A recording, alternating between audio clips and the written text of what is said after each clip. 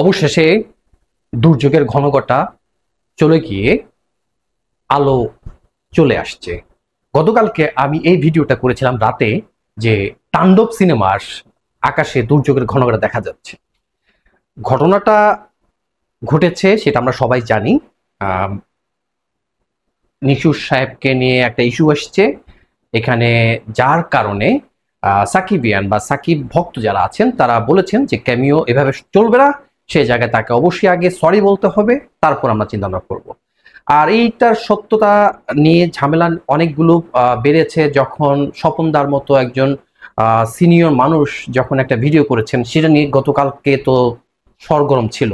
পাশাপাশি আরো যারা বড় বড় ইউটিউবার আছেন, যারা কন্টেন্ট ক্রিয়েশন করে থাকেন, তারাও কিন্তু এই নিয়ে সরব ছিলেন।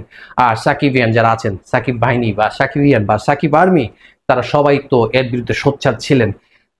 ফলশ্রুতিতে যেটা হয়েছে যে তাণ্ডব টিমের 360 ডিগ্রি, আমি আবার বলবো 360 ডিগ্রি একটা ইউটার্ন আসছে গতকালকের কথা অনুযায়ী। আমি এটা বলার একটা কারণ হলো, আপনারা জানেন যে গতকালকে একটা খবর চাউর হয়েছিল, তো সেখানে আমরা বলেছিলাম যে কোথাও একটা মিসকনসেপশন হচ্ছে বা কোথাও একটা শব্দ বা কোনো কিছু বলাতে হয়তো কারো কোনো ভুল হচ্ছে, যার কারণে এত বড় সমস্যা হচ্ছে।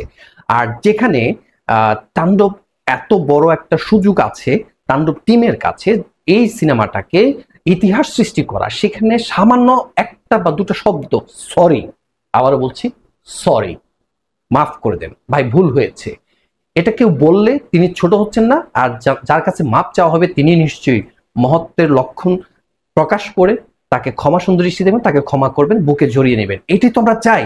তো সেটা করলে কেউ ছোট হচ্ছে না, বরঞ্চ দুনো পক্ষই কিন্তু উইন উইন সিচুয়েশন যাচ্ছে। তো সেটা করতে গিয়ে না অনেক রকম কথা চলে এসছে, যার কারণে অনেক সমস্যা সৃষ্টি হয়েছে। তো আমি আজকে সকালে যখন ঘুম থেকে উঠে আমি কয়েকটা ভিডিও দেখলাম। আগে দেখে প্রথম যে ভিডিওটা আসলো আমার কাছে, এফ ফারজানার ভিডিওটা আসলো। উনি কিছু কথা বলেছেন, রায়হান রাফির সাথে ওনার একটা কথোপকথন, একটা অডিও উনি ভয়েস শুনিয়েছেন। এরপরে দেখলাম শরৎ মিউজিক ভেঞ্চার্স, তাদেরটাও একটা ভিডিও এসছে সেটা নিয়ে, সেখানেও রায়হান রাফির কথোপকথন এসছে। এবং সর্বোপরি স্বপনদার যে ভিডিওটা, সেটাও আমি দেখলাম, অনেক বড় একটা ভিডিও ছিল, তো সেটাও আমি দেখলাম। তো দেখে যেটা বুঝলাম যে আসলে কিছু একটা হতে যাচ্ছে, এবং সেটা পজিটিভ অর্থে। আমি কিন্তু বারবার বলেছি যে বয়কট বা এইরকম মানে অনড় অবস্থানে থাকা, মানে ক্ষমা চাইবো না বা প্রশ্নই আসে না, এটা আসলে দিন শেষে সবার জন্য লস। গতকালকে মহেন্দ্র সোনির একটা ভিডিও, আমি একটা ক্লিপ দেখলাম যে উনি একটা ইয়ে দিলেন যে সাবিলা নূরের একটা ক্লিপ, দ্যাট মিনস হচ্ছে এডিটিং প্যানেলে, সেটা হচ্ছে তার একটা গানের শুট করা দেখানো হয়েছে। ক্লিপটা যেটা যতটুকু দেখে বোঝা যাচ্ছে সেটা হচ্ছে রাজশাহীতে যে শুটিংটা হয়েছিল সেই শুটিং এর একটা বিশেষ অংশ। তো এটা নিয়ে আবার একটা খবর চাওয়া হয়েছে যে এখানে আপনার আবারও প্রীতমের একটা গান আসছে, এবং সেটা মেবি লিচু বাগান টাইপের একটা কিছু আসছে। সো ধরে নেওয়া যাচ্ছে আজকে না হয় কালকে, আমি আবার বলছি আজকে না হয় কালকে এই গানটা আসতে যাচ্ছে, ধরে নেওয়া যাচ্ছে, এটা তো আকার ইঙ্গিতে বলা হচ্ছে। তো সেই জায়গায় এই এত বড় একটা অপরচুনিটিস, এত বড় একটা হিট হওয়ার একটা সুযোগ, সেখানে কেন সামান্য একটা বা দুটো শব্দের জন্য আটকিয়ে থাকবে? এখানে তাণ্ডব টিম, বিশেষত রায়হান রাফি খুব ভালো একটা ইনিশিয়েটিভ নিয়েছে, এবং তিনি কিন্তু গতকালকে ডিক্লারেশন করেছেন যে 3 তারিখ, আবার বলছি 3 তারিখ তার একটা প্রেস মিট করতে যাচ্ছেন। তো সেই জায়গায় তারা যদি প্রেস মিট করে যদি কথাটা বলেই ফেলে সমস্যা কোথায় হয়েছিল, কি হয়েছিল, এবং শাকিব খানের থেকেও যদি একটা আছে পজিটিভ কোনো মেসেজ আসে, আমার মনে হয় না আর কোনো সমস্যা থাকবে, যেটা ভবিষ্যতের জন্য ভালো হবে। আমি আবার বলছি, ভবিষ্যৎ ইন্ডাস্ট্রি, আমাদের যে ইন্ডাস্ট্রি আছে, এই ইন্ডাস্ট্রিকে যদি বাঁচাতে হয়, আমি সবসময় আমার সব ভিডিওতে বলি, সবাইকে নিয়ে কাজ করতে হবে। এখানে ছোট বড় সবাইকে ভালোবাসা এবং রেসপেক্ট দেখাতে হবে। সেখানে কিছু শব্দ চয়ন, কিছু আচার আচরণের জন্য যদি এই জায়গাটা নষ্ট হয়, তাহলে সেটা কারোর জন্য ভালো হবে না। তো দেরিতে হোক, যেভাবে হোক, এখনো সময় আছে। আজকে আপনার 30 তারিখ, তাই না?